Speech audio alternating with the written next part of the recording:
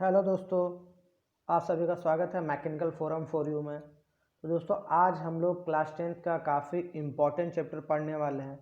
इस चैप्टर से सभी एग्ज़ाम में बहुत ज़्यादा नंबर का पूछा जाता है। तो देखिए ये चैप्टर कौन सा है। ये चैप्टर का नाम है पीरियोडिक क्लासिफिकेशन ऑफ एलिमेंट्स। इस चैप्टर का नाम क्या है? Periodic classification of elements. Okay, periodic classification of elements. इसका हम लोग एक शॉर्ट नोट्स पढ़ेंगे। ये तो काफ़ी लंबा चैप्टर है, मतलब इसमें जो जो इम्पोर्टेंट फैक्ट है, जो जो इम्पोर्टेंट टॉपिक है जिससे क्वेश्चन पूछा जाता है, केवल हम लोग वही वही पढ़ेंगे। ओके, तो पीरियोडिक क्लासिफिकेशन ऑफ एलिमेंट्स में सबसे पहले जो साइंटिस्ट आए थे उनका नाम क्या था? डोबेराइनर्स ट्रेड्स। उनका नाम क्या था? डोबेराइनर्स ट्रेड्स। तो इसमें सबसे पहले डोबेराइनर्स ट्रेड्स में सबसे पहले जो पूछा जाता है, क्या पूछा जाता है? तो सबसे पहले पूछा जाता है कि डोबेराइनर्स ट्रेड्स जो थे उस सभी एलिमेंट को किस आधार पर क्लासिफाई किए थे, मतलब किस आधार पर सबको बांटे थे या किस आधार पर पीरियोडिक टेबल में सजाए थे, ये पूछा जाता है। तो डोबेराइनर्स ट्रेड्स जो थे वो एटॉमिक मास के अकॉर्डिंग सभी एलिमेंट को पीरियोडिक टेबल में सजाए थे या रखे थे, कुछ भी बोलिए। ओके, समझ गए? तो डोबेराइनर्स ट्रेड्स का पहला क्वेश्चन क्या पूछता कि डोबेराइनर्स ट्रेड्स जो साइंटिस्ट थे वो सभी एलिमेंट को पीरियोडिक टेबल में किस तरीक़ा से सजाए थे? तो एटॉमिक मासेस के आधार पे जो जिस तरह से बढ़ते जा रहा था उसको उस हिसाब से रखते जा रहे थे। ओके, ये रखे थे।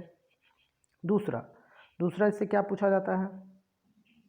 तो दूसरा इनसे पूछा जाता है कि एक बार में कितने ग्रुप में किस तरीक़ा से किए थे। तो ये क्या किए थे? तीन तीन एलिमेंट का पेयर बनाकर, तीन एलिमेंट का ग्रुप बनाकर जिसका सेम केमिकल प्रॉपर्टीज़ होता है उसको एक ग्रुप में रखते थे, अगला को दूसरा ग्रुप में रखते थे तीन गो को, उसके बाद तीसरा में रखते थे अगला तीन गो। मतलब ये तीन का, इसीलिए इनका नाम ट्राइड्स पड़ा, डोबेराइनर्स ट्राइड्स। क्यों पड़ा?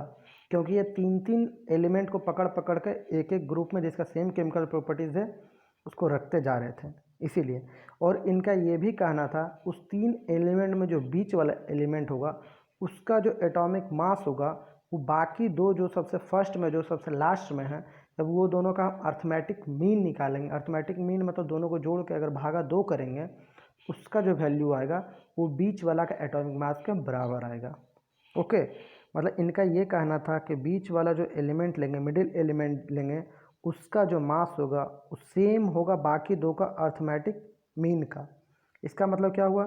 जो E2 एलिमेंट है, मतलब बीच वाले एलिमेंट है, वो E1 प्लस E3 पहला और आखिरी वाला का जोड़ने के बाद जो बीच वाला उसको दो से भागा देंगे तो बीच वाला का एटॉमिक मास ऑटोमेटिकली निकल जाएगा।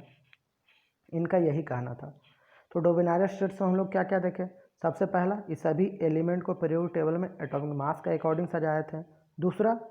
दूसरा ये जो है तीन के ग्रुप बना के जिसका सेम केमिकल प्रॉपर्टीज़ है उसको सभी एलिमेंट को सजाए थे। उसके बाद उन्होंने ये भी कहा कि जो उसका बीच का, वो तीनों एलिमेंट में से जो बीच वाला एलिमेंट है बाकी दो एलिमेंट का अर्थमेटिक मीन के बराबर होता है, अर्थमेटिक मीन के मास के बराबर हो जाएगा। तो अर्थमेटिक मीन मतलब क्या? पहला और दूसरा को जोड़ के बटा 2 करेंगे तो अर्थमेटिक मीन कहलाता है। ओके, तो डोबेराइनर्स ट्रेड्स से हम लोग को इतना ही क्वेश्चन पूछा जाता है। ओके, अब देखिए ये तीन कौन कौन सा रखे हैं, जैसे लिथियम, सोडियम, पोटेशियम एक ग्रुप में, अगला ग्रुप में था कैल्शियम, स्ट्रोडियम और बेरियम। तो कभी कभी इस टाइप में भी सोडियम पोटेशियम बोल दिया और पूछ देगा कि उसका अगला क्या था, उसमें उस ग्रुप में अगला क्या था डोबेराइनर्स ट्रेड्स के अकॉर्डिंग। तो उसमें कौन सा था? लिथियम था। ओके, जैसे देखिए बीच का हमारा क्या एटॉमिक मास 23 है सोडियम का, जब 7 + 39 को जोड़ेंगे और बटा 2 करेंगे तो हमारा 23 आ जाएगा। ओके, इसका यही मतलब हुआ, यही हो गया हमारा अर्थमेटिक मीन। दूसरा एलिमेंट का जो मास है वो बराबर है पहला एलिमेंट प्लस दूसरा एलिमेंट का जोड़ने का, बटा टू करेंगे तो उसके बराबर आ जाएगा।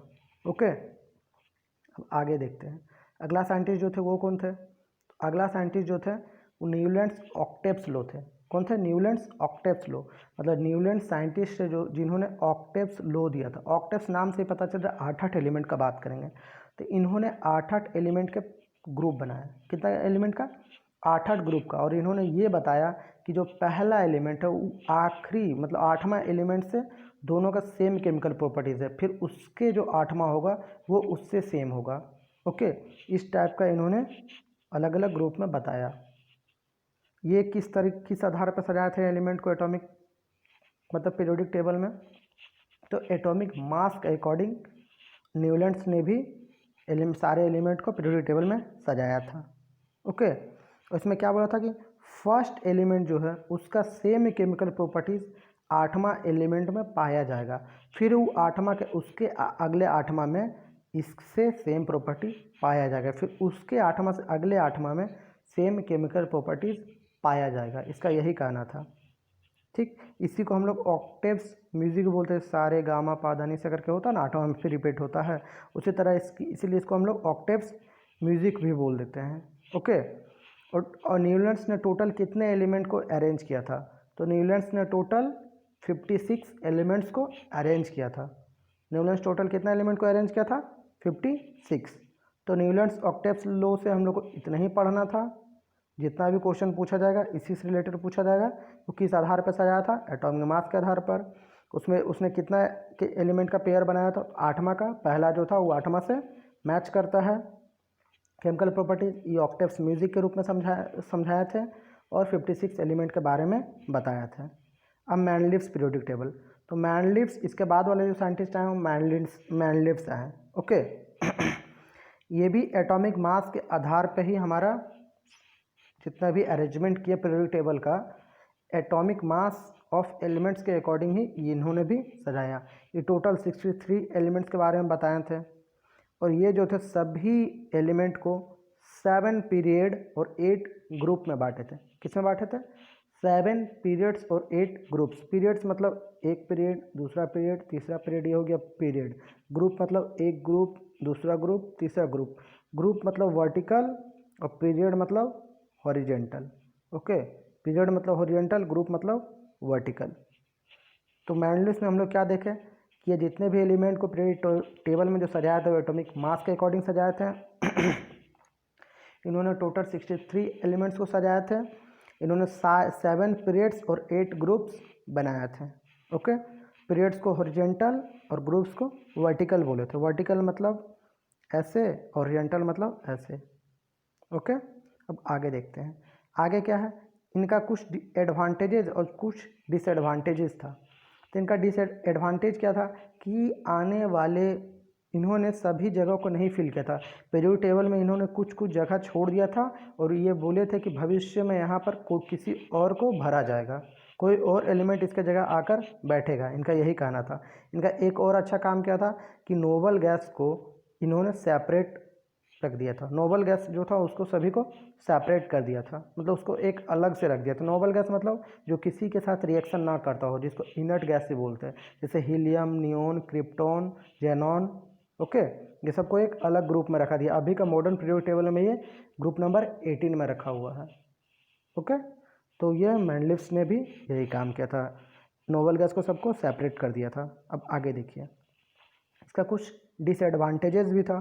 तो इसका डिसएडवांटेजेस क्या है? यह आइसोटोप्स का पोजीशन को नहीं डिफाइन किया था। ये आइसोटोप्स का पोजीशन को नहीं डिफाइन किया था। आइसोटोप्स हम लोग पढ़ चुके पहले ही। क्या था आइसोटोप्स? जिसका एटॉमिक नंबर सेम हो बट एटॉमिक मास अलग हो, उसको हम लोग आइसोटोप्स बोलते हैं। तो इन्होंने आइसोटोप्स को नहीं डिफाइन किया था, उसके अकॉर्डिंग ये इन्होंने कुछ नहीं किया, कुछ तरीका से नहीं समझाया। इन्होंने कहीं कहीं रॉन्ग एटॉमिक मास के अकॉर्डिंग भी समझा दिया था। रॉन्ग एटॉमिक मास के अकॉर्डिंग ही सजा दिया था पीरियोडिक टेबल में। ओके, 2 गलती। तीसरा गलती इन्होंने क्या किया था, ये हाइड्रोजन के सही पोजीशन को नहीं बता पाए थे। जैसे अभी हम लोग हाइड्रोजन कहाँ रखते हैं? 1 नंबर में। तो 118 जो होता है टोटल एलिमेंट्स, तो इन्होंने हाइड्रोजन का भी सही प्लेस नहीं डिफाइन कर पाए थे। ठीक, तो इतना ही पढ़ना हमको किससे? मैनलिव्स से। इससे पहले हम 2 को पहला साइंटिस्ट देखें, डोब्राइनर स्टेट्स, ऑक्टेव्स और ये लास्ट मैनलिव्स। इसके बाद फिर हम लोग आ जाते हैं मॉडर्न पीरियोडिक टेबल। किस में आ जाते हैं?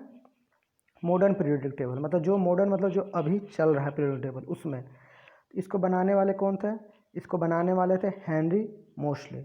मॉडर्न पीरियोडिक टेबल को बनाने वाले कौन थे? हेनरी मोशले। ये किस अकॉर्डिंग पे है? इससे पहले हम जितना भी देखें सब एटॉमिक मास के अकॉर्डिंग सजाया गया था पीरियोडिक टेबल में। बढ़ते क्रम में जैसे जैसे एटॉमिक मास बढ़ते जा रहा था उस तरीक़ा से उसको हम सजाए थे, असेंडिंग ऑर्डर मास के अकॉर्डिंग हम सजाए थे। लेकिन इसमें एटॉमिक नंबर के अकॉर्डिंग समझाया गया था। किसमें? मॉडर्न पीरियोडिक टेबल जो अभी हम लोग देखते हैं उसमें देखिएगा एटॉमिक नंबर के अकॉर्डिंग उसको सजाया गया है। ठीक, इससे पहले जितने भी पढ़े हम लोग एटॉमिक मास के अकॉर्डिंग सजाया, जैसे जैसे मास बढ़ते जाए तो उस तरीक़े से उसको रखा गया है। लेकिन मॉडर्न में जो था एटॉमिक नंबर के हिसाब से रखा गया है। ओके, और इसको हम बोल सकते हैं इलेक्ट्रॉनिक कॉन्फ़िगरेशन के हिसाब से भी, based on their electronic configuration. Okay, अब इसको डिवाइड कैसे किया गया, तो हम लोग जो मॉडर्न पीरियोडिक टेबल है उसको 18 ग्रुप्स में, ग्रुप्स मतलब बता दिए हॉरिजॉन्टली, वर्टिकली, ओके ना, वर्टिकली ये हो गया हमारा ग्रुप्स। ओके, और 7 पीरियड्स में, 7 पीरियड्स मतलब हॉरिजॉन्टल 1 2 3 4, ये हो गया हमारा पीरियड, ये हो गया 1 2 3 4 ऐसे करके 18, ये हो गया हमारा ग्रुप, ये हो गया हमारा पीरियड। हॉरिजॉन्टल में जो रहेगा वो पीरियड, वर्टिकल में जो रहेगा वो हमारा हो गया ग्रुप। तो मॉडर्न पीरियोडिक टेबल जो कितने में, 18 ग्रुप में और 7 पीरियड में बांटा गया है। ओके, आइए अब एक एक करके देखते हैं। तो देखिए यहाँ पर जितना है 18 ग्रुप बांट दिए हैं, जितना वर्टिकली सब ग्रुप में चल जाएगा, और 7 पीरियड में इधर बताए हैं P1 P2 P3 करके। ओके, तो इसमें जो ग्रुप में है पहला जो 2 ग्रुप है उसको लाइट मेटल बोलते हैं, और ग्रुप नंबर 3 से लेकर ग्रुप नंबर 12 तक हेवी मेटल्स बोलते हैं, इसको ट्रांजिशन मेटल्स भी बोला जाता है। अब नंबर 13 ग्रुप जो उसको मेटलॉइड्स बोलते हैं, नंबर 13 ग्रुप को मेटलॉइड्स बोलते हैं। नंबर 14 ग्रुप से लेकर नंबर 17 ग्रुप तक हम नॉन मेटल्स बोलते हैं। क्या बोलते हैं, यहाँ ध्यान दीजिएगा। ग्रुप नंबर 13 को हम मेटलॉइड्स बोलते हैं, ग्रुप नंबर 18 को हम हैलोजन ग्रुप बोलते हैं, ग्रुप नंबर 14 से लेकर ग्रुप नंबर 17 तक, ग्रुप 14 से लेकर ग्रुप 17 तक हम नॉन मेटल्स बोलते हैं।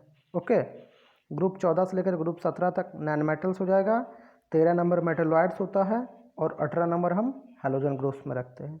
ओके, अब पीरियड का बात करते हैं हम। तो पीरियड हमारा कितना पढ़े थे हम, 7 पीरियड पढ़े थे। तो पहला पीरियड है उसमें कितना एलिमेंट रखा जाता है, 2 एलिमेंट रखा जाता है। ओके, दूसरा पीरियड जो है उसमें कितना एलिमेंट रखा जाता है, 8 एलिमेंट रखा जाता है। तीसरा में 8, इसी के अकॉर्डिंग 2 8 8 18 18 32 32, जो हम लोग इलेक्ट्रॉनिक कॉन्फ़िगरेशन जो भरते हैं वैलेंस इलेक्ट्रॉन, वो इसी के अकॉर्डिंग हम लोग भरते हैं, पीरियड के अकॉर्डिंग ही। ठीक, कभी कभी ये भी क्वेश्चन पूछ देता है। तो जो जिसमें पहला पीरियड जो होता है, मतलब पहला सबसे फर्स्ट पीरियड जो होगा, टोटल 7 पीरियड जो होगा उसमें से सबसे पहला पीरियड जो होगा जिसका नाम है वेरी शॉर्ट पीरियड, उसमें 2 एलिमेंट रहता है। दूसरा जो रहेगा उसमें 8 एलिमेंट रहेगा, इसलिए उसको शॉर्ट बोलेंगे। तीसरा भी हमारा शॉर्ट कहलाएगा क्योंकि उसमें भी 8 है। चौथा जिसमें 18 है उसको लॉन्ग बोलेंगे। पाँचवा जिसमें 18 है उसको भी लॉन्ग बोलेंगे। छठा जिसमें 32 एलिमेंट है उसको हम वेरी लॉन्ग बोल देंगे। और P7 ये अभी तक इसको हम बता नहीं सकते, ये अभी तक इनकम्प्लीट है, इसको क्या बोलेंगे अभी तक ये डिसाइड नहीं हो पाया है। ओके, उम्मीद है सब समझ में आया। अगर बोलेगा कि बताइए चौथा पीरियड में कितना एलिमेंट है, तो क्या बोलेगा, चौथा पीरियड में हमारा 18 एलिमेंट है, उसको उस पीरियड का नाम क्या है, तो उस पीरियड का नाम है लॉन्ग पीरियड। ओके, उम्मीद है सब समझ रहे होंगे आप लोग। अब इधर आइए, इधर हम लोग क्या पढ़े थे कि 18 ग्रुप है और 7 पीरियड है मॉडर्न पीरियड टेबल में। अब उस मॉडर्न पीरियड टेबल में टोटल कितना एलिमेंट्स है, अगर ये पूछा टोटल कितना एलिमेंट्स है, तो हम लोग क्या जवाब देंगे, टोटल एलिमेंट जो है उसमें 118 है। टोटल एलिमेंट उसमें कितना है, 118, मतलब 118 एलिमेंट्स मॉडर्न पीरियड टेबल में अभी है। अगर इसमें पूछे मेटल्स कितना है, तो क्या बोलेंगे, मेटल्स 91 एलिमेंट्स हमारा मेटल्स है। नॉन मेटल्स कितना है हमारा, तो 20 एलिमेंट्स हमारा नॉन मेटल्स है। अगर मेटलॉइड्स का बात करेंगे, जो ग्रुप नंबर कितना में था, 13 में था, अगर मेटलॉइड्स का बात करेंगे तो कितना है, 7 मेटलॉइड्स है। कितना है, 7 मेटलॉइड्स है, 7 एलिमेंट जो हमारा मेटलॉइड्स है। ठीक, मेटलॉइड्स का मतलब जिसमें मेटल्स नॉन मेटल्स लगभग दोनों का गुण हो, ओके, उसको मेटलॉइड्स बोलते हैं। तो 118 एलिमेंट में मेटल्स कितना है, नॉन मेटल्स कितना है, मेटलॉइड्स कितना, देख लिया हम। अब देखिए अगर ब्लॉक में हम बात करें तो एस ब्लॉक में टोटल कितना एलिमेंट है, 13 एलिमेंट है। पी ब्लॉक में कितना है, 37 एलिमेंट है। डी ब्लॉक में कितना है, 40 एलिमेंट है। और एफ ब्लॉक में कितना है, 28 एलिमेंट है। ओके, कभी पूछ देता है S P D F, S block में कितना, पी ब्लॉक में कितना, डी ब्लॉक में कितना, एफ ब्लॉक में कितना, तो 13, 37, 40 और 28। ओके, अब देखिए, अब सबसे इम्पॉर्टेंट अभी है जिससे कि बहुत क्वेश्चन पूछा जाता है, तो इसमें क्या है, कैरेक्टरिस्टिक्स ऑफ पीरियड और कैरेक्टरिस्टिक्स ऑफ ग्रुप, मतलब पीरियड का क्या क्या गुण है और ग्रुप का क्या क्या गुण है। पीरियड्स में हम लेफ़्ट से राइट की ओर जाएंगे क्योंकि वो हॉरिजॉन्टली पीरियड्स होता है, इसीलिए हम लेफ़्ट से राइट की ओर जाएंगे। तो लेफ़्ट से राइट की ओर हम जब जाएंगे पीरियोडिक टेबल में, पीरियोडिक टेबल एक ऐसा चार्ट है जिसमें अगर हम लेफ़्ट से राइट की ओर, इधर से इधर अगर हम लोग जाएंगे तो हमारा पीरियड में बढ़ रहे हैं हम इस साइड से उस साइड, तो किस चीज़ में किस तरीक़ा से अफेक्ट पड़ेगा, इसी को हम लोग बोलेंगे कैरेक्टरिस्टिक्स ऑफ पीरियड। अगर ग्रुप का बात करेंगे तो हम इसी तरह का है, मान लीजिए इसमें अगर ऊपर से नीचे की ओर आ रहे हैं तो जिसमें जो जो इफेक्ट पड़ेगा, कौन घटेगा, क्या चीज़ बढ़ेगा, इसको हम लोग बोले कैरेक्टरिस्टिक्स ऑफ ग्रुप। ओके, आइए देखते हैं हम कैरेक्टरिस्टिक्स ऑफ पीरियड क्या होता है। तो सबसे पहला किस चीज़ पे इफेक्ट करेगा, वैलेंस इलेक्ट्रॉन पे इफेक्ट पड़ेगा। किस पे, वैलेंस इलेक्ट्रॉन पे। वैलेंस इलेक्ट्रॉन को हम लोग क्या बोलते हैं, आउटरमोस्ट इलेक्ट्रॉन। किसी भी एटम का जो बाहरी कक्षा में जो इलेक्ट्रॉन मौजूद होता है उसको हम बोलते हैं वैलेंस इलेक्ट्रॉन। ओके तो इसका क्या मतलब हुआ, अगर हम पीरियड में लेफ़्ट से राइट की ओर जा रहे हैं, लेफ़्ट से राइट की ओर जा रहे हैं, तो हमारा जो वैलेंस इलेक्ट्रॉन होगा वो 1 से लेकर 8 का, मतलब पहला में जो देखेंगे एक होगा पहला ग्रुप में, दूसरा में 2 होगा, तीसरा में 3 होगा, चौथा में 4 होगा, इसी तरह 8 करके 8 होगा, फिर से बढ़ेगा, इस टाइप में हमारा बढ़ते जाता है। ओके, अगर लेफ़्ट से राइट की ओर हम जाएंगे तो हमारा वैलेंस इलेक्ट्रॉन जो होगा 1 से 8 तक जाएगा। ओके, अब आगे देखते हैं अगला क्या है, वैलेंसी। तो वैलेंसी पे क्या इफेक्ट पड़ेगा, तो वैलेंसी पे जो अगर लेफ़्ट से हम राइट की ओर जा रहे हैं तो वैलेंसी क्या होगा, सबसे पहले 1 से शुरू होगा, 1 से 4 तक जाएगा, उसके 4 से फिर 3 2 1 0, सबसे फर्स्ट 1 2 3 4 3 2 1 0, मतलब 1 से 4 की ओर जाएगा, फिर 4 से घटकर 0 की ओर आएगा। ओके, पहले बढ़ रहा फिर घट रहा, वैलेंसी का ये काम है, पहले बढ़ेगा फिर घटेगा। ठीक, 1 से 4 तक और 4 से फिर 0 तक, वही लिख रहा है अगर लेफ्ट से राइट की ओर जाएंगे पीरियड में, मतलब। ठीक, वैलेंसी क्या होता है, वैलेंसी आउटर मोस्ट इलेक्ट्रॉन जो होता है, कोई भी एटम में जो आउटर मोस्ट इलेक्ट्रॉन मौजूद होता है, तो उसमें मान लीजिए 7 रहा, तो एक लेगा जो इलेक्ट्रॉन, तो वो पूरा कॉम्बाइन हो जाएगा, मतलब इनर्ट हो जाएगा, स्टेबल हो जाएगा, तो एक जो गेन कर रहा है वही उसका वैलेंसी कहला जाता है। या कोई जो लूज कर रहा है, जिसमें एक इलेक्ट्रॉन है आउटर मोस्ट में, एक वैलेंस इलेक्ट्रॉन है, अगर वो एक लूज कर दे रहा तो उसका वैलेंसी कहला जाता है। ओके, वही लिखा, टू गेन और loss by an atom to form inert gas. Inert gas बनने के लिए जो लूज करता कोई भी इलेक्ट्रॉन को या गेन कर रहा अपने बैलेंस इलेक्ट्रॉन से, तो उसको हम लोग क्या बोलते हैं, वैलेंसी बोलते हैं। क्या बोलते हैं, वैलेंसी बोलते हैं। ओके, अब साइज ऑफ एटम पे किस तरह प्रभाव पड़ता है, अगर हम लेफ्ट से राइट की ओर जाएंगे तो उसका साइज ऑफ एटम क्या हो जाएगा, साइज ऑफ एटम हमेशा घटेगा, मतलब पहले इधर जो रहेगा वो ज़्यादा रहेगा लेफ्ट साइड, जैसे जैसे हम राइट की ओर बढ़ते जाएंगे वैसे उसका साइज छोटा होते चल जाएगा, छोटा होते चल जाएगा। ओके, तो एटम का जो साइज है लेफ्ट से राइट की ओर जाने में घटता है। अब देखिए मेटेलिक कैरेक्टर क्या होता है, मेटेलिक कैरेक्टर मतलब मेटल का गुण, तो उसका मेटेलिक कैरेक्टर क्या होता है, अगर हम लेफ्ट से राइट की ओर जाएंगे तो पहले मेटेलिक कैरेक्टर घटेगा घटेगा घटेगा, डिक्रीज को हम इस तरह दिखा दिए हैं, और उसके बाद, ठीक ना, मतलब क्या बोले, मेटेलिक कैरेक्टर की बात करें तो लेफ्ट से राइट की ओर जाने में मेटेलिक कैरेक्टर हमारा घटेगा। देखिएगा कि क्या हम बताए थे ग्रुप में कि पहले मेटल्स आता है, फिर फिर मेटलॉइड्स आता है बीच में, फिर नॉन मेटल्स आता है, यही ना। तो मतलब इधर से अगर हम इधर की ओर जा रहे हैं तो मेटल्स प्रॉपर्टी तो हमारा घट रहा, लेकिन क्या हो रहा, हमारा नॉन मेटल्स प्रॉपर्टी हमारा बढ़ रहा। तो वही लिखा हुआ कि मेटेलिक कैरेक्टर हमारा घट रहा लेकिन नॉन मेटेलिक कैरेक्टर हमारा बढ़ रहा। ठीक, मेटेलिक कैरेक्टर हमारा घट रहा लेकिन नॉन मेटेलिक कैरेक्टर हमारा बढ़ रहा, इसका वही मतलब हुआ, मेटेलिक कैरेक्टर हमारा घट रहा, नॉन मेटेलिक कैरेक्टर हमारा बढ़ रहा।